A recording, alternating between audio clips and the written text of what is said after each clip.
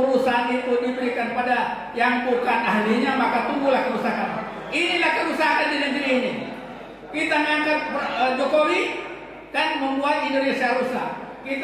Jokowi mengangkat para menteri yang bukan ahlinya, tambah rusak Indonesia. Jadi ya, saya janji tadi untuk memanggil senior kita terlebih dahulu, Profesor Musni Umar.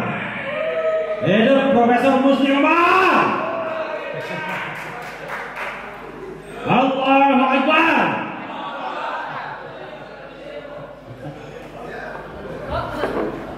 Tadi yang sudah bicara mau bicara lagi boleh. Kalau yang tadi waktunya tidak banyak boleh bicara lagi. Silakan bro.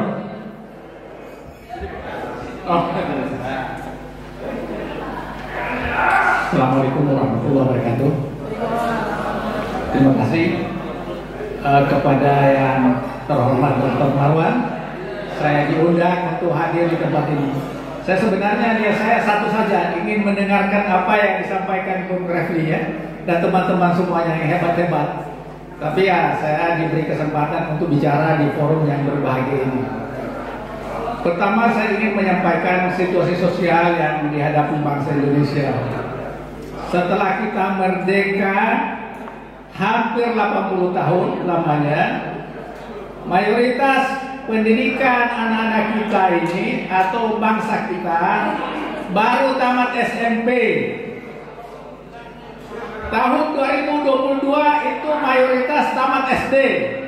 Sekarang sudah naik pangkat tamat SMP. Pertanyaannya bagaimana menghadapi masyarakat ASEAN, orang Filipina, orang Malaysia, orang Singapura datang ke sini. Apalagi orang Cina datang ke sini. Itulah sebabnya mayoritas pekerja kita itu ya jadi kuli. Itu pun kalau diterima untuk bekerja. Ini hal yang sangat mendasar yang memprihatinkan saya, membuat saya menangis. Yang kedua, orang miskin. Batas garis kemiskinan yang ditetapkan oleh BPS itu, kalau kita berpenghasilan 1 bulan 583.000 kurang lebih, berarti kita sudah tidak miskin. Kalau dibagi 30 hari, maka berarti orang Indonesia kalau berpenghasilan 19.000 sudah tidak miskin. Sekarang bayangkan kita makan siang hari ini berapa harganya itu? Bisa jadi 25.000. Nah, bagaimana orang mau hidup? Dia punya anak, dia harus kontrak rumah, harus sekolah, harus bekerja. Jadi inilah penipuan besar yang dilakukan oleh BPS yang tentu karena kemauan pemerintah. Kemudian Bank Dunia mengusulkan batas garis kemiskinan $3,2 per hari. Artinya kalau kita kali dengan kurs rupiah sekarang ini sekitar 50.000 lebih. Kalau dikali 30 hari berarti 1.500.000, berarti kita sudah tidak miskin. Itu pun sebenarnya masih kurang.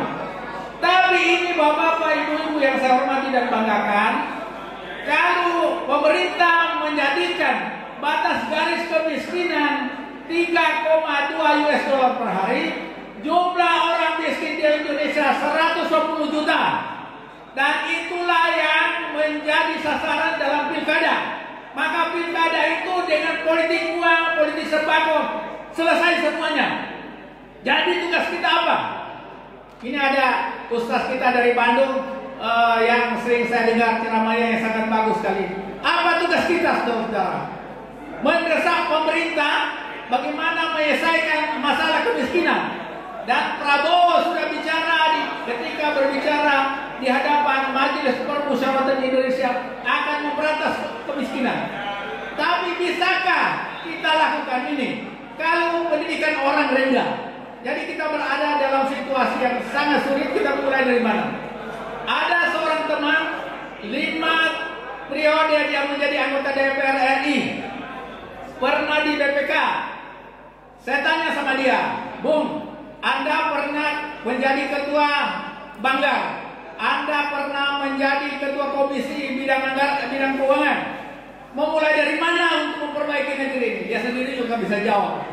Saking sulitnya, saking komplikasinya. Apalagi Jokowi. Jokowi yang Bapak bicarakan hari ini, bukannya memperhatikan orang miskin, bukannya memperhatikan pendidikan, tapi justru dia angkat orang yang nggak tahu pendidikan. Nadiem itu justru nggak tahu pendidikan, tidak pernah tahu bagaimana pendidikan. Akhirnya merdeka belajar, suka-sukanya orang merdeka belajar. Jadi teman-teman semuanya, ada di dalam hadis Nabi itu, idza wusidal amru ila ghairi ahli fatasir sa'at. Apabila suatu urusan itu diberikan pada yang bukan ahlinya, maka tunggulah kerusakan. Inilah kerusakan di negeri ini. Kita ngangkat Jokowi kan membuat Indonesia rusak. Jokowi mengangkat para menteri yang bukan ahlinya, tambah rusak Indonesia. Jadi Bapak-bapak hadirin yang berbahagia, sekali lagi saya senang adanya kegiatan seperti ini. Kenapa? Karena api pemberontakan, api yang melawan, mengingatkan yang berkuasa itu harus digemakan. Kenapa? DPR semuanya sudah bagian dari kekuasaan. Tinggal rakyat ini. Kalau rakyat tidak bersatu, rakyat diam, maka akan semakin merajalela korupsi dan nepotisme.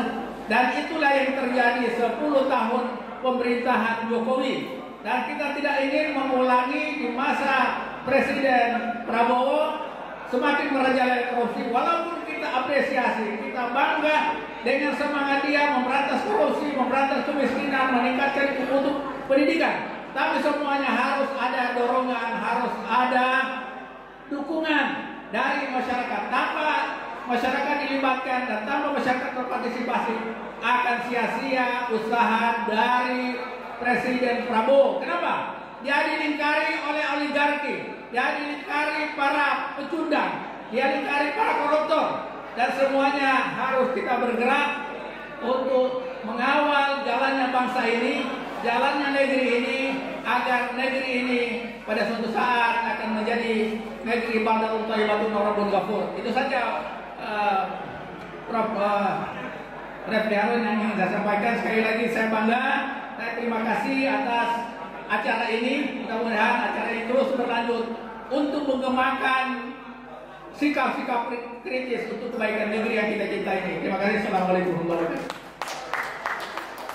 Waalaikumsalam warahmatullahi wabarakatuh. Ya, sesuai janji saya, pembicara berikutnya adalah